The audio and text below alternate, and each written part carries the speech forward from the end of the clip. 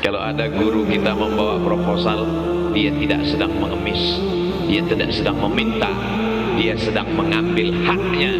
Karena orang ini punya sendok, sendok itu kalau tak diminta tak dia berikan.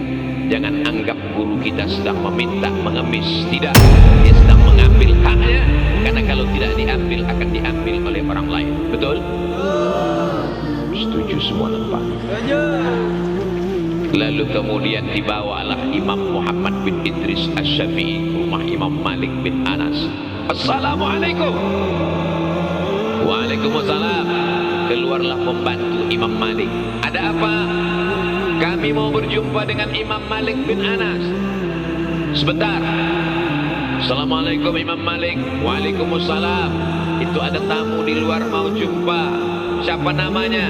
Datang dari mana? Mau apa? Namanya Muhammad bin Idris